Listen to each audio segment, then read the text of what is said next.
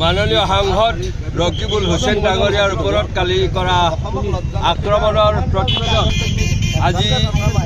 জিলা কংগ্ৰেছৰ সভাপতি মাননীয় ৰাতুল পাটোৱাৰী ডাঙৰীয়াৰ নেতৃত্বত আজি যি আমি সমদল প্ৰতিবাদী সমদল উলিয়াইছোঁ ইয়াত ৰাইজৰ যিটো সহযোগ আমাৰ সহকৰ্মী যি সহযোগ তাক আমি ধন্যবাদ জনাইছোঁ আৰু বৰ্তমান যি গণতন্ত্ৰৰ প্ৰতি ভাবুকি আহি পৰিছে হিমন্ত বিশ্ব শৰ্মাৰ নেতৃত্বত চলি থকা চৰকাৰখনে যে বিৰোধী দলক নিষেধ কৰাৰ যি পৰিকল্পনা কৰিছে এইটো যোৱাকালিৰ ঘটনাই প্ৰতীয়মান কৰিছে আৰু আমি প্ৰতিজন আজি কংগ্ৰেছ কৰ্মীয়ে ৰাজপথলৈ ওলাই আহিবলৈ বাধ্য হৈছোঁ যে এই মুহূৰ্তত তেওঁ যি নিকৃষ্ট ৰাজনীতি কৰিছে যে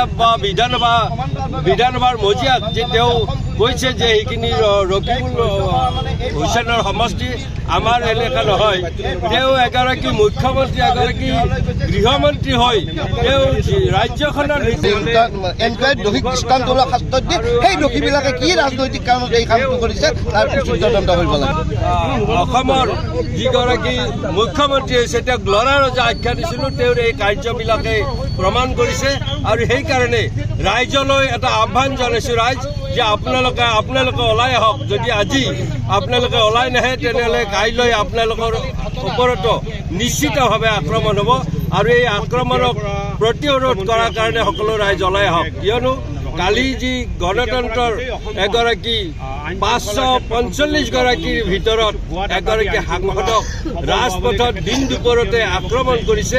এইটো গণতন্ত্ৰক হত্যা কৰাৰ এটা সুন্দৰ উদাহৰণ গতিকে ৰাইজ আপোনালোকে এই গণতন্ত্ৰক যদি ৰক্ষা কৰিব খোজে তেনেহ'লে এনেকুৱা দুষ্কাৰ্যৰ বিৰুদ্ধে প্ৰতিবাদ সাব্যস্ত কৰাৰ কাৰণে ওলাই আহক তেতিয়াহে আমি আমাৰ অসম